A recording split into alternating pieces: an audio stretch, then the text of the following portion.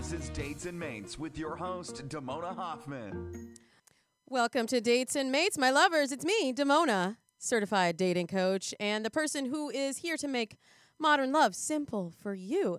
I'm wearing my pink glasses and my pink shirt, which means I'm really feeling the vibe of love right There you now. go. Gearing up for Valentine's Day. I guess it's on the horizon. I know, and actually, I'm a little bit upset. My Valentine's Day plans already fell through. Oh, no. What happened? The first year that I actually planned ahead, we're theater nerds, so we're subscribers to this theater company. And there was like this show that I really love that was going to be playing on the 13th. And I said, that's perfect. Yeah. We'll go to dinner and then we'll go to a show and we'll do our nerdy thing together. And then I just got news that the theater canceled the show. Oh, no. And so now I don't know what I'm going to do. Oh, that was that's my whole awful. plan. Yeah. But I have a couple weeks to figure it out. You can rebound. Yeah, and whether you're single or in a relationship, you still have a couple weeks to figure it out, and we're going to help you do that. Starting with today's show, I have an exciting guest for you on the line in just a minute. His name is Cheyenne Bostock, and he'll be talking to you and me and producer Thomas about the power of being single.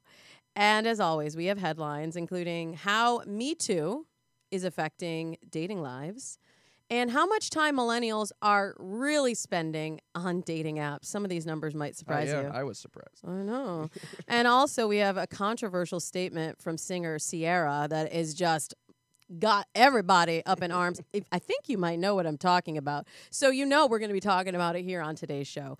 And, of course, we have thought-provoking questions in Technically Dating, which is brought to you by blackpeoplemeet.com and Techspert, about how to get over stalking your boyfriend's social media. Come on, you know you've done it. Everyone's done it. We'll tell you how to stop it. Stop it. And how to approach your crush of 5 months when you haven't got the courage to do it. How do you get over that? And man up. There you go. Oh. Man up. Can we say that anymore? In Can 2018? Gotta keep you in check. Thank you for keeping me on the right side. Yeah, hashtag Yeah. you too. Yeah. Then today we're going to be ending with a really fun segment, one of my favorites, the Hollywood Hookup. We haven't done it in a few weeks, but one of the hottest single celebrities is on the market, so we are going to have to set him up at the end of the show, so you stick around. You don't want to miss that. Producer Thomas, since you have all of the things to say today, Yeah, apparently. why don't we do the dish? Dee's Dating Dish. MTV, I didn't know MTV was a research institute. Yeah, I was surprised by that as well. But they have like a social engagement executive Yeah. who conducted research in December about how the Me Too movement is affecting dating. And I was kind of surprised that it's already really having an effect on how people are thinking about dating and relationships. And 55% of the people they surveyed said it's made them have more conversations about sexual harassment and assault. And shockingly, producer Thomas, 1 in 3 men said that they're worried they have done something that can be considered sexual harassment. And I think that's really powerful, that this movement can make people be like, wait, hold on a second. Did I do something? Yeah. I mean, I'm even going back through my roster, like, yeah. I'm sure at some point, hashtag, Yeah.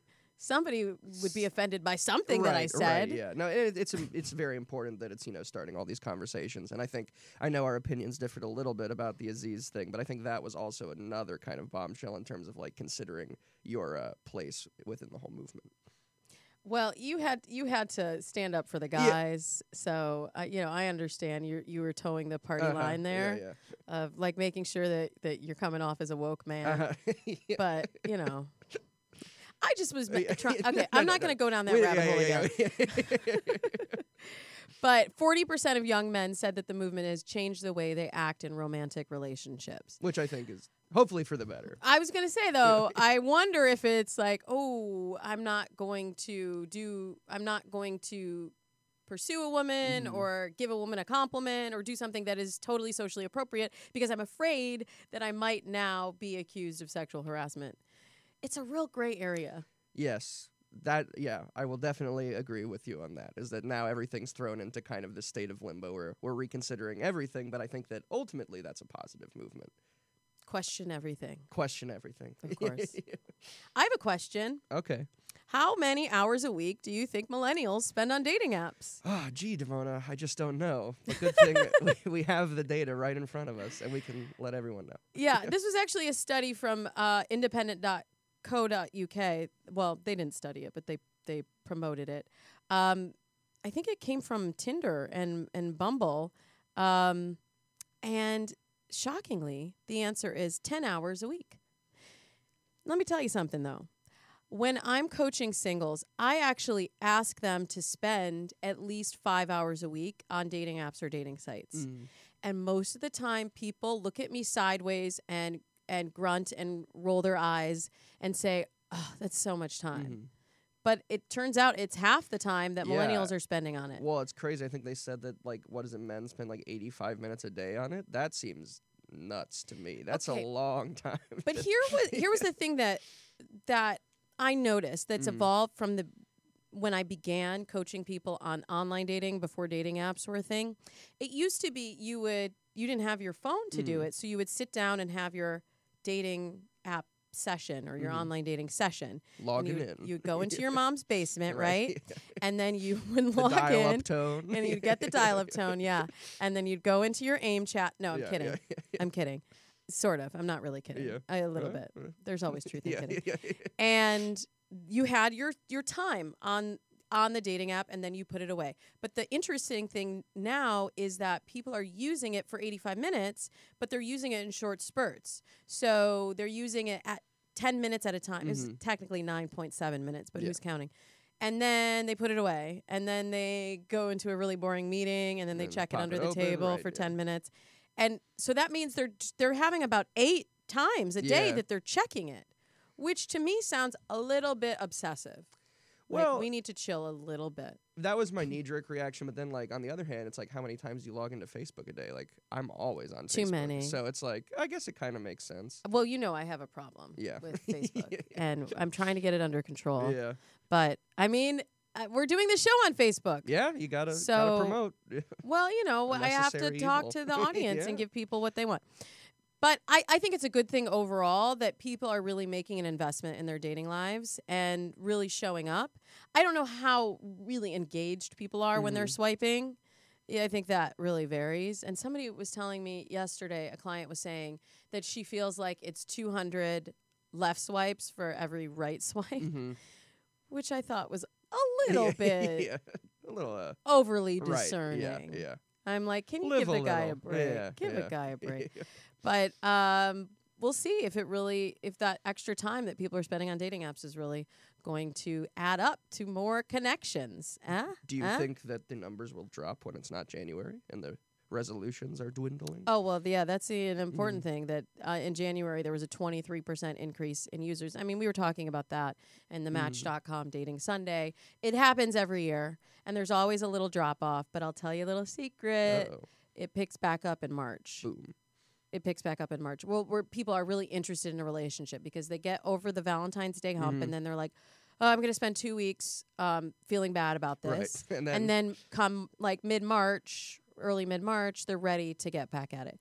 So I don't know that you'll see quite this much activity, quite this many new users, but I think people are going to be using dating apps at this level of frequency until the next thing comes. Yeah. AI dating or robot dating or whatever it is. Whatever we got cooking.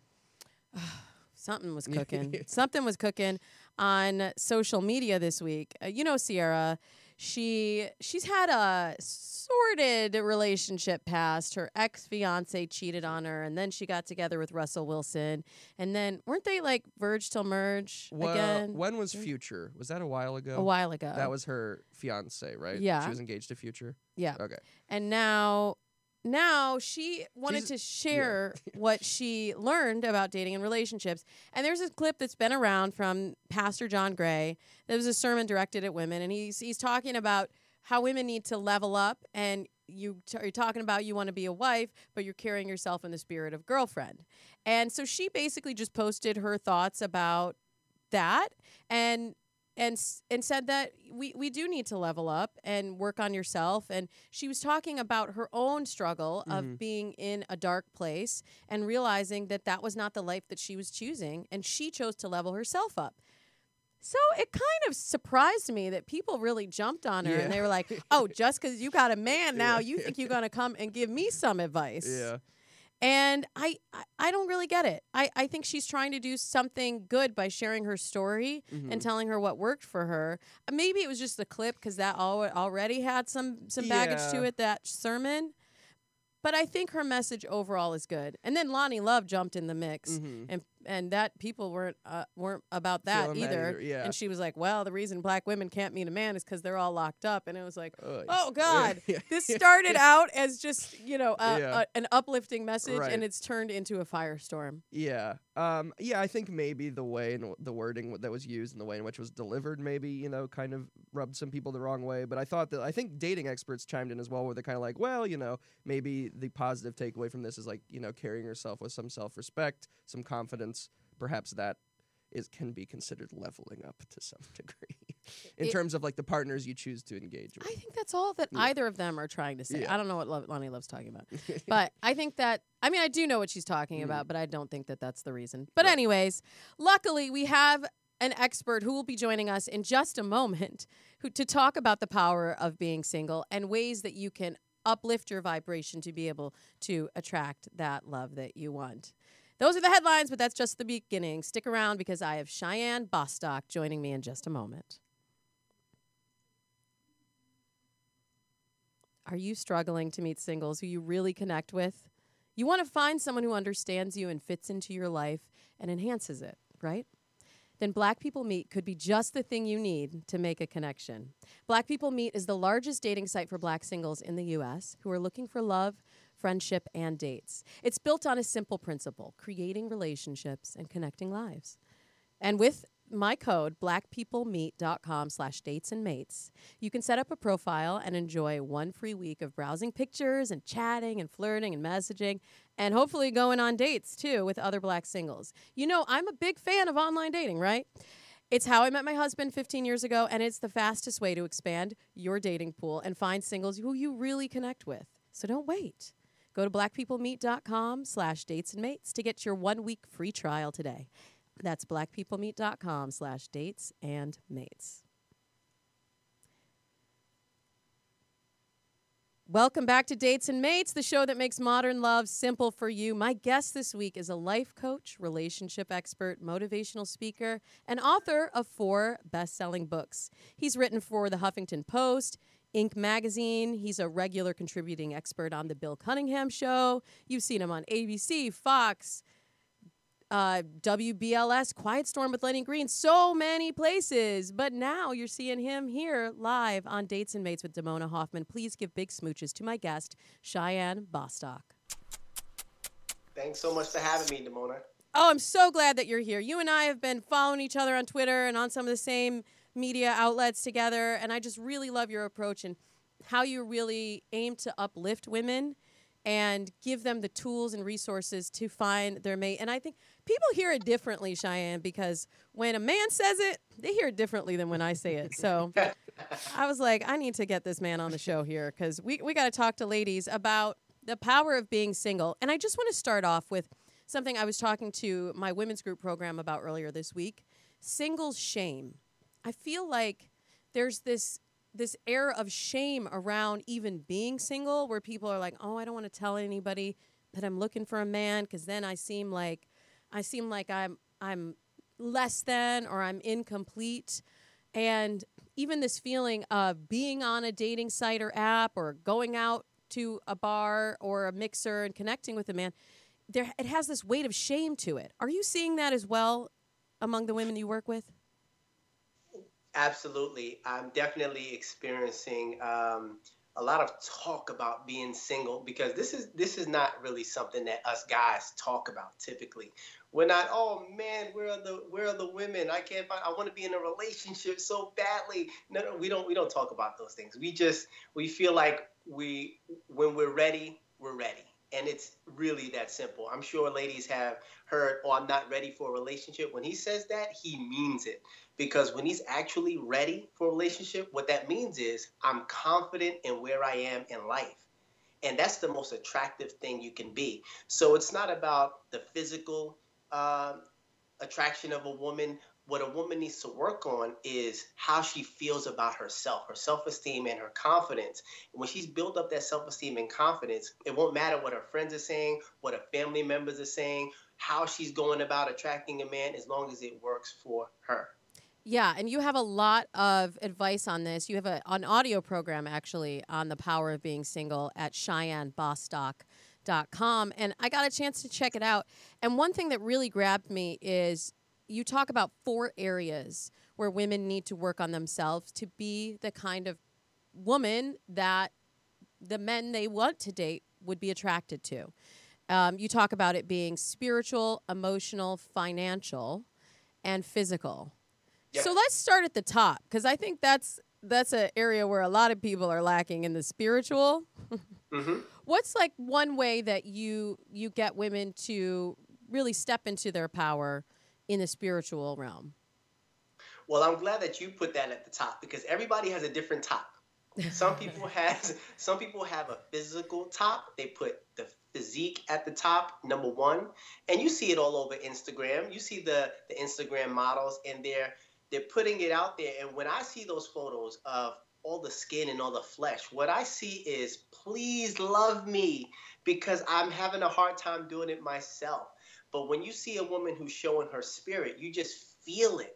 You feel it, and you want to connect with her naturally. And that's why it's so important, because when you put your spirit first, everything comes into play. And here's how I break that down. When you know your purpose in life, this is where the spiritual connection comes in. You know your purpose in life. You start walking in that direction. You start associating with these types of people. You start dressing a certain way. You start acting a certain way. You start feeling differently about yourself. Then you start working on your body. We go into the physical. Start working on your body. And then you're like, you know what? The exterior is great, but I need to work deeper, deeper, deeper. So I'm working on my finances. I'm working on my emotions. So now I'm the total package. I'm spiritually, physically, financially, and emotionally available for a dating experience. I get a lot of women who contact me. They say, I'm ready for a relationship. Okay, let's talk about your money. I don't have any money. You're not ready for a relationship. You say you want a rich guy, but you're a broke woman. How's that going to work? You know? Well, they So want you to be gotta work taken with care yourself. of. They got needs. Cheyenne, they got needs. Yeah, the need is to get these finances in order. Okay, That's wait, the but let's number. talk about that. Let's talk about that for a minute, because I think that's really important, what you just said. And a lot of times, like, I work with a lot of women that have money, that manage their finances, but then they set this bar of, well, I'm already a physician, so I need a guy that is making 6 figures, mid 6 figures, 7 figures, and they set that bar so high that it's almost like, wait, are you trying to have Are you an ideal man sabotaging that you yourself? can't actually reach? Is this a Right. protection mechanism? What's going on? I'll tell you what's going on. Let's go back to those 4 areas. Mm-hmm. Spiritual, emotional, physical, financial. You said the physician, she's got the financial, right? She's probably taking good care of herself, looking good, so she's got the physical. Now, one of these 2 areas has to be lacking, and that's why the men aren't banging down her door like crazy. There's something about either her spirit or her emotional availability. And what happens when some women, not all women, some women, they get to a certain level in a career, they can't stop working. So what does that mean? The emotional availability is not there. That's why you're having a hard time. With all your success, with all your degrees, with all your money, you still can't do the simple thing of attracting a man. But you have to open yourself up emotionally. Yeah. You have to make yourself emotionally available. And men can sense that. We can just look at a woman and say, oh, she's too busy. She doesn't have time for me. She doesn't have time for a relationship. So I'm not even going to ask her for her number. Not interested. Tell me what you mean exactly by emotional availability. That means that you're open to giving and receiving love. A lot of people, they just want a relationship. But a relationship is work. I mean, just like we have our careers, just like we have our ambitions for school. When you go to school, it's work. You have to fill out an application. You have to apply. You have to decide which school you want to go to. You have to do the actual work, put in the hours, the money. There's so many steps to getting that degree, but you're willing to do it. How is dating in a relationship different? It's not any different, but people aren't willing to do the work. So you have to be willing emotionally. And some people, they aren't there, but they just like the ring of saying, I'm ready to be in a relationship. No, you're tired of being alone. Yeah. There's a difference. I agree with you that yet I do hear from a lot of people that they don't want to work so hard for love, and they feel like that makes them desperate. The D word.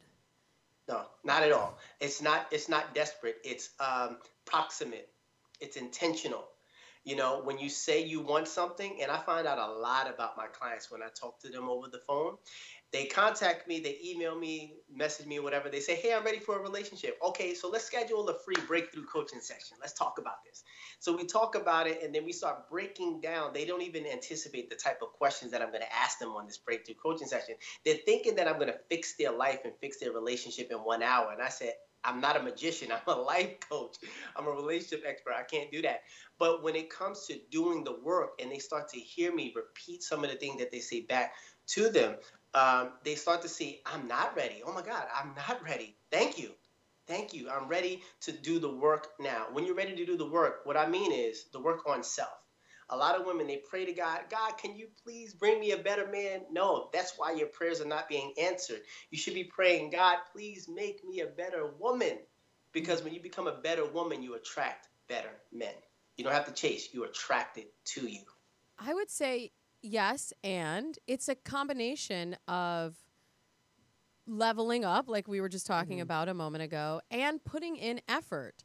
And I've just seen time and time again that when you put that focus on your dating life, like you do everything else, like you do your hair and like you do your job and you do your family, then you get results. But I don't understand why people still feel like if they focus on love, that somehow that means that they've failed in love because it didn't just come to them magically, right? Well, it's all about finding balance. You know, there are some people who put all of their energy into love, and then they quickly find out love doesn't pay the bills. There are other things that you need to incorporate in order to make the relationship work. And same thing with money. I mean, let's take, for example, a father-son relationship. The son has all the gifts, all the money, and all he wants from his father is time. So you can't give one thing and not the other. You have to have a healthy balance in order for it to work. And if you're not willing to give in one of those areas, the relationship is eventually going to crumble. So you have to find that balance. I love that. There's so much more.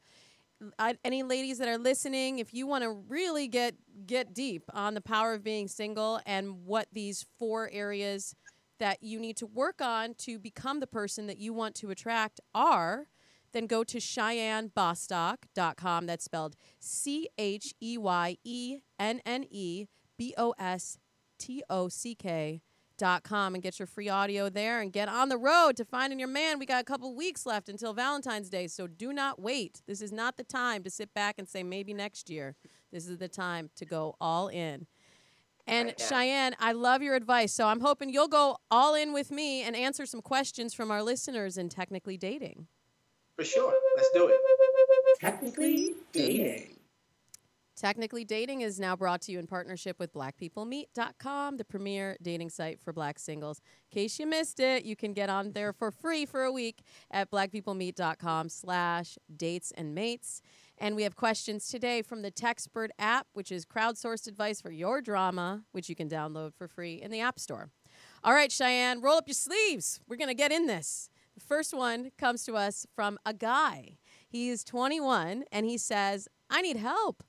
I've liked this woman for 5 months now. He actually used the word chick, but I was trying to help him level up. Yeah. All right, I'll just read what he actually wrote. I like this chick for 5 months now, and I haven't confessed to her, but we're kind of close. But I think she likes somebody else, and I'm really nervous to confess because it might get awkward. What should I do? Well, here's my advice to all people in their early 20s. You have your entire life to be in a relationship or a marriage. Use your 20s to find yourself. Travel the world. Explore new things. Focus on a relationship when that relationship is focused on you. There's a reason why he's feeling this doubt and insecurity and this fear. It's because he's too young to have established his own identity. He doesn't know who he is. He doesn't know his strength. He doesn't know his power. Listen, I was 21 at some point. I've been there. There was a point where I was definitely afraid to approach a woman. 10, 15 years later, after I developed my own strength and power, not a problem for me. So what I say is, don't worry about the women right now. Focus on yourself, who you are as a person in here. And once you figure that out, attracting and communicating with women will be so much easier. You'll never have to chase. The person who's for you is for you. That's very good advice. And I would say, as someone who married at 28, we talked about this a couple of weeks ago, I think the relationship can come in, but you really hit the nail on the head. If he knows himself, he's confident, and he doesn't have to worry about what she's going to say, how she's going to react. He will know that he can share how he feels, and if she says she's not into him, it's not going to break his soul, right? Right. Right. Because women aren't attracted to men who aren't confident. So that's another barrier right there. So if you're not confident, you're too afraid to approach a woman, how are you going to protect her later on from another man? So you already canceled yourself out. Work on your confidence. Ooh, you went there. You went all the way there. But I say he should go for it. I think the only way he can start to build that is to just dive in and just see. And, you know, she might say yes, she might say no, and just know that you're going to be okay either way. You're not going to die at 21 because the girl that you thought was cute didn't like you. I know true. it feels that way, right? Yeah. But It does. for me, that was one of my biggest breakthroughs. Years ago, before I met my husband, there was this guy that I was kind of on again, off again with, and I really got the courage to say, I'm going to tell him what I need this relationship to be, and either he's going to be here or he's not. But then at least I'll know. At least I will have voiced how I feel, and if the answer is no, then I can move on, and I won't stay in this state of limbo of wondering what could it be, or trying to force it into something that it's not. And the answer I got was, I'm not there. And I said, thank you, because that's a gift. And I did move on. And then I met my husband, so there. Hey. Yay. So it worked out. It worked out in the end. Yeah, but I had to go through the fire. Like, I had to really face my fear on that to get to the other side. And you're a better person because of it. I am a better person for it. Yes, Nice. thank you. Why, thank you for acknowledging that. Okay, this one comes to us from a lady. She's 27. She lives in Oregon, and she says, I keep looking at my ex-boyfriend's social media, and it hurts deep every time. I can't move on, and I can't help it. Any advice on how to stop lurking, Cheyenne? Well, yeah. I mean, here's what I encourage my clients to do. I encourage them to make a list, a very, very powerful list of the characteristics that they look for in a man, their next man, their future husband, the one and only guy they're going to spend the rest of their life with. Make that list and then compare that list to your ex. Your ex is your past, your list is your future. If you focus your energy on your list, you'll attract your list, which is everything your ex couldn't match up to. That should make you feel so much better in knowing that he failed you in the relationship and it wasn't your fault. Don't you like that last part? It wasn't your fault. Yeah, there you go. Yeah, I think you have to sometimes remind yourself that and really look at past relationships as a learning opportunity rather than something that you made a mistake and you want to go back to correct. Look at it as fixing that mistake going forward. And honey, like looking at the social media, when you have somebody's image constantly in your face and everything that they're doing without you, and it's social media is really a way of someone telling their story. So it's allowing that person to continue to tell their story to you again and again without you being in it. You're just injuring yourself. That is like self-mutilation. Yeah. Don't do it. That is so hurtful to yourself. Block, So what was ignore. the name? What's that? Did she say her name? She didn't. She just said she's a female from Oregon. She's 27. Okay. So for all of the women from Oregon, 27, block your exes. That's how you can eliminate all of these problems. As soon as you break up, block them. Yep. Okay. This one comes to us from a Got it. lady. She's just 19, Cheyenne. She says, okay, so I met this boy on Instagram, and we talked, and everything is good. Now, I asked him if he had an ex or a forever girl or a girlfriend, and he said, no, I'm fully single. Fully single. But I came to find out in his other social media account, it says in a relationship. He doesn't have pictures of girls on his social media page, and he seems like he's serious about me. So how can I clear this up? I was thinking he didn't change the status, but who forgets to change their status after a breakup? What do you think, Wow. Cheyenne? This young lady is only 19, so what can she do? Vote, pump gas, and smoke cigarettes? She doesn't need to be focused on a relationship right now. Go to college, go to school, figure out what you're going to be doing with your life. Don't worry about this other young 19, however old he is, what he's doing with this relationship. Trust me, ladies, any man who's 18, 19, 20, 21, at whatever number, he's not ready in his early 20s or teens for a relationship or marriage. Leave him alone. Thank me later. So let's dissect it for a second. Do we think that if someone says one thing to you to your face and then their social media says something else, do you believe what they've said or do you believe what's on the page? Here's a free tip that I'm going to give you, ladies. Never listen to a man's words. Always follow his actions. So his words are saying one thing, but it's clear as day to you what's really happening. Focus on what's really happening. That's good advice. I think that's good advice for anyone, really. Like, pay attention to the actions over the words. What's that quote where Words it's are like, cheap. Or no, where it's like when someone shows you their true self, believe it. them or That's something? my Yeah. favorite by Yeah. Maya Angelou. Yeah, there you What? go. You've been following me on Yeah, Twitter oh, at maybe. Damona I don't know, Hoffman? maybe. What?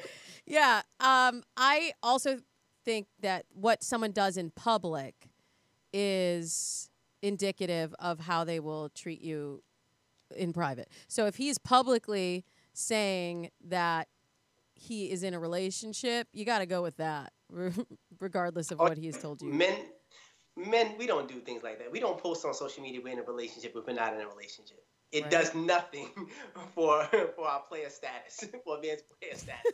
And all these cramping styles. So he's not doing that. If he says he's in a relationship on social media, the brother is in a relationship. Okay, this comes to us from a lady. She lives in Florida, and she says, I met this guy last year, and we've been going on dates and talking for almost 2 months. We have a great connection. He has a really great job, and he has a busy schedule working. So is it normal that he doesn't text me every day?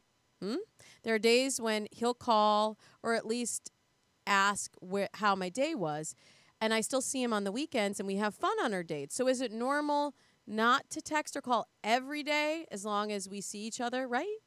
She says, I need reassurance. LOL. Well, LOL. LOL. You already have your assurance. He's showing you that he's not that into you. When a person is into you, just think about somebody that you really care about. You communicate with them and you connect with them as often as possible, especially if you're trying to build something with them. So, especially in the beginning, as early as this is, you said 2 months. At this point, he should be contacting you every day, even if it's just a good morning, beautiful, how are you? Every day, you'll get at least a text. He may call every day, but at least a text every day. And if not, it's probably an indication that he's not that he's too busy, but he's preoccupied with someone else. I'm going to take your advice from the last question and apply it here because I think sometimes women overcomplicate things. And if he's continuing to go out with her, I mean, it's only been 2 months. I feel like your expectations that you're placing on him, maybe he had, I don't want somebody to text me every day. I'm too busy for that. I really can't. I cannot be bothered. And I mean, like every other day is cool, but I honestly, I can't necessarily text you every single day.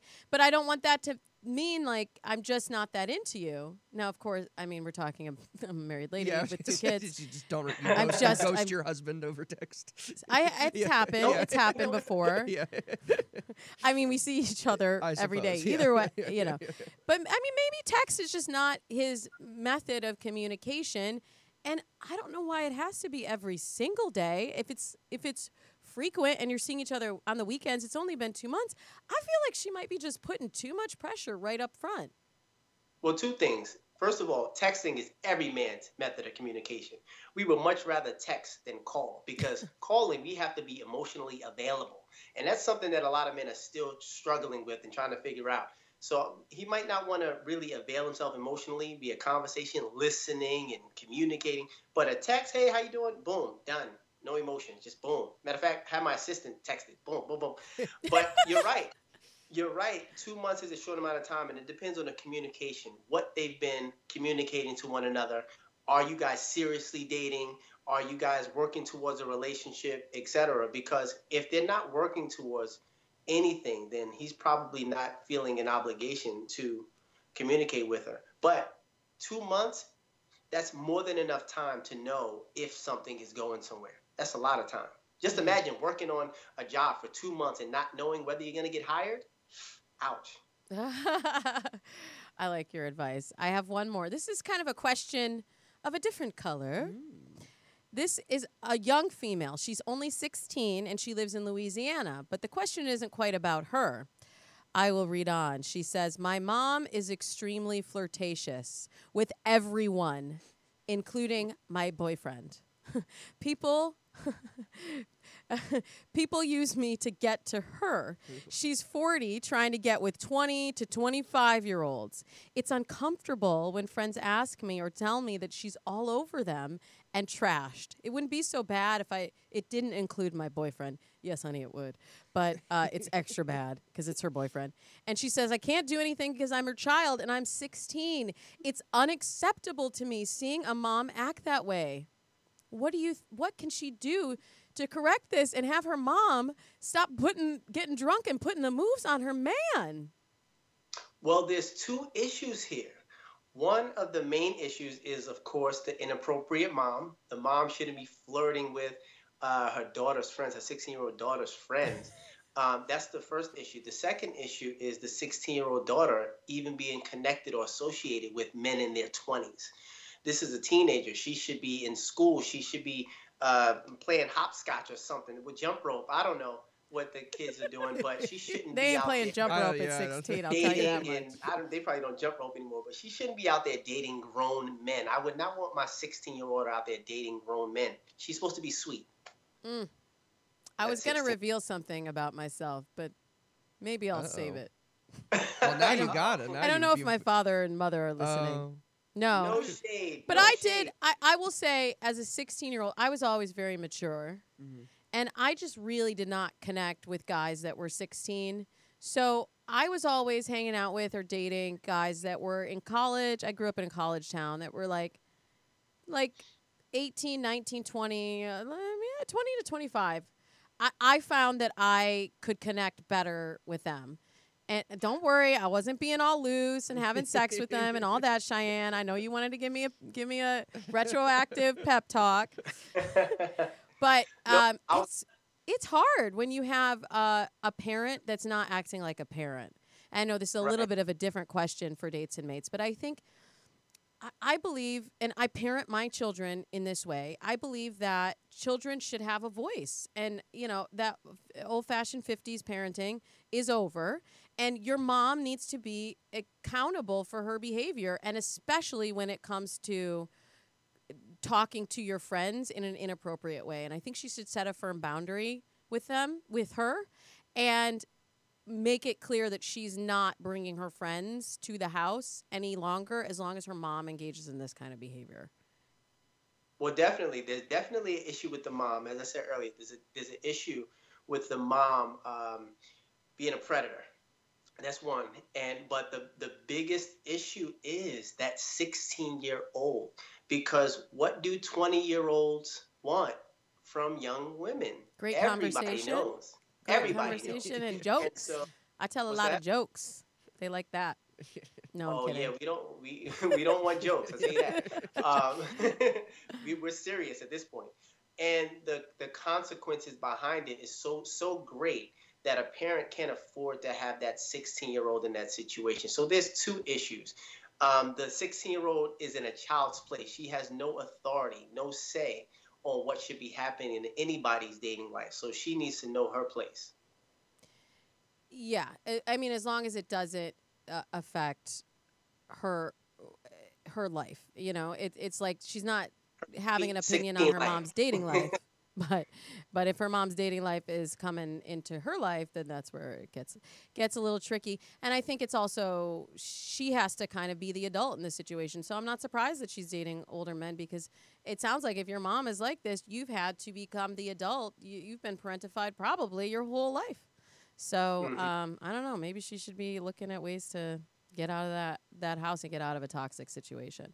I have one last question. Eventually, for sure. And this is great for male or female. If you're going through something at home and you're not you're uncomfortable, let this be your motivation to become an adult when the time is right and decide what values you want to live your life by. If something is uncomfortable, your parents are not teaching you the right values, you can start all over when you become 18. But when you're 16, be sweet. Okay, I like your advice. This one, a lady asks, I need a little advice. My fiance and I have been having issues understanding each other. We try to talk about it, but it's not going anywhere. How can we understand each other? Men That's a and great women, question. they have A lot different- of people experience that same thing, and it's hard to understand or even try to understand something if and when you don't care about them. So before even having the conversation, you have to have a conversation with yourself and fix yourself and say, am I willing to respect this person enough? Am I willing to care about this person enough to listen to them so that they can mirror exactly what I'm doing to them? Because if you're willing to listen to someone, that person will likely will be willing to listen to you. So one or both parties has to be the one to step in and say, you know what? Express to me how you feel, and then it's my turn.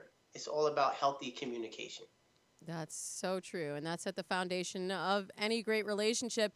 And honey, don't get married until you have your communication worked out. If you're engaged and you are still arguing about small issues, you might need to take a step back and do some self-work before you move into the major phase of life that I am enjoying right now. Well, I love your advice, and you're so motivational and inspirational. That's why I wanted to have you on the show. So thank you for sharing your thoughts with us. And thank you so much for having me. Thank you. And there's so much more at CheyenneBostock.com, and you can follow him on social media at Cheyenne Bostock. Make sure you get that audio program, The Power of Being Single, and I'll spell it out for you. It's Cheyenne, Cheyenne, Bostock, Bostock. Thank you so much for being here. Thank you for having me. I appreciate it. And if you have questions that you want to have on a future show, you can download the Techspert app for free and post your question there. You can DM it to me on Facebook, Twitter, or Instagram at Damona Hoffman. Or if you are following the Black People Meet Facebook page, go ahead and leave me a message there on one of our videos.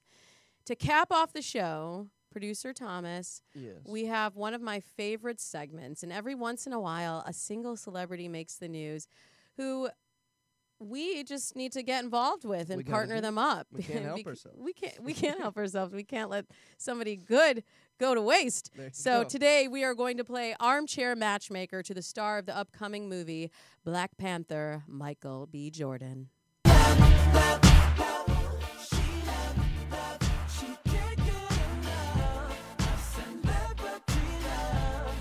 Michael B. Jordan. He is an action movie star. He's been in dramas. He's been in TV shows, movies. He's 30 years old.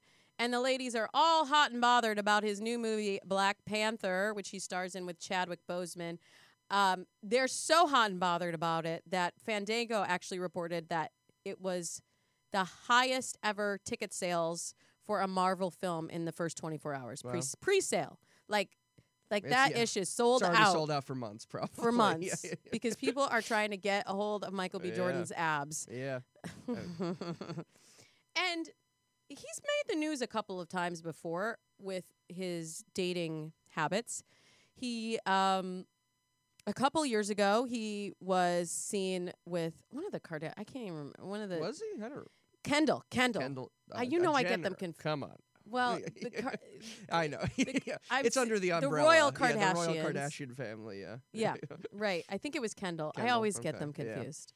Kendall. Yeah. And people, got all up in arms earlier this month even because he stepped out with this woman, Ashlyn Castro, who's very pretty, but very not black.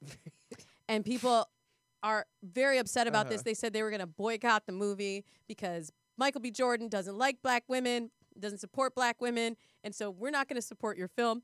Obviously, that didn't happen because it's still sold out. It's still sold out. Yeah. And then earlier this week, Pop Sugar reported about Michael B. Jordan, who said he's dating but technically single, which isn't a great sign for Ashlyn Castro. Yeah, because not the greatest thing to hear. if you're really dating this dude, he should be able to claim you by now after all those articles. So either he's still feeling a little bit shy or he really is single. So why not hook him up with a celebrity, right? So producer Thomas, Yes. Do you have anybody in mind for your Hollywood hookup? Well, I know that we both shared a pick without consulting earlier. Should we open with that, or do you want my other pick? Well, I thought, okay, since everybody's so upset about him not dating black women, and he said, no, I don't have a problem with black women. Right. He's like, it's modern times. Like, let's just date who we're interested in, and it doesn't have to be a black woman. It could be whoever I'm attracted to. Right. So I thought, well, maybe we could just give him an attractive, successful black woman that's really, really someone that the black community really rallies around and somebody that Michael B. Jordan could really rally around. And I thought, oh, Rihanna. Right. He's 30. She's 29. The age is right. She had all that Chris Brown drama. She's had a lot of relationship drama. He seems like a really stable, together guy. He actually still lives with his parents. Yeah, I thought that was very sweet. And he hasn't had that many relationships. Like a few years ago, he did an interview where he said he had only had one girlfriend in his life. And that was like 4 years ago. Yeah. So he doesn't have that much dating experience. So I thought maybe Rihanna. Yeah, and also like he's about to be a huge star and like going to be invited to all of the swankiest, parties and presses and red carpets, and Rihanna's very glamorous, so they would she'd look go good along together. well on his arm. Yeah, and then that's why I also thought Janelle Monáe would be a good pick for She's Michael B. good. Jordan because her style is out of this world, really cool, glamorous looking woman, and she would go very well with Michael B. Jordan. And she's smart Yeah, too. yeah. She's smart and she's socially conscious, right? Yeah. I like that one. Yeah. But I thought, well, he does kind of seem to have a type from the girls that he's dated. He does seem to like women with dark hair that are on the thinner side, that are a little bit, a little mysterious. And since he is open to dating someone of another culture, I thought, why not go with Priyanka Chopra from Quantico? Yeah. Now, she's 35, but I did this intentionally because he seems like a guy that's like really ready to grow up. And being with a woman that's a little bit older, I think could help him sort of level up there. And she actually, as gorgeous as she is, didn't really date when she was younger. And I mean, you never hear about her dating someone. That's true. And she's really close with her family, so it seems like a match to me. I don't know. What do you guys think at home? Would you vote for Rihanna or Janelle Monáe or Priyanka Chopra for Michael B. Jordan? Maybe you just vote for yourself. That's what always happens in the Hollywood hookup. I ask people, like, who would you hook him up? And it's always like a row full of me's. So you could say me if you want, or you could throw in another idea into the mix. We love to hear what you are thinking. I'd love to give a shout out to my friends at blackpeoplemeet.com, the premier online dating site for black singles. You can get your free 1-week trial at blackpeoplemeet.com/datesandmates. Don't forget to download the Techspert app to post your own questions and dole out some advice of your own. And thank you to our listeners now at 201 episodes. Woo. If you're not a subscriber to the show, don't forget to subscribe so you get the access to the episode the minute that it posts. You don't have to wait. And you can leave a review there on Apple Podcasts. I'm Damona Hoffman. You can find me on Facebook, Twitter, and Instagram at Damona Hoffman. And until next week, I have a special guest. I can't tell you, though, who it is. It's a secret? I was like, I'm going to tell. Wow, no, I'm not going to tell. I can't don't tell know you who yet, it is. but I'm super excited. Personal contact of mine who will talk about long-term relationships and building that connection over time. So come back next week, and until then, happy dating.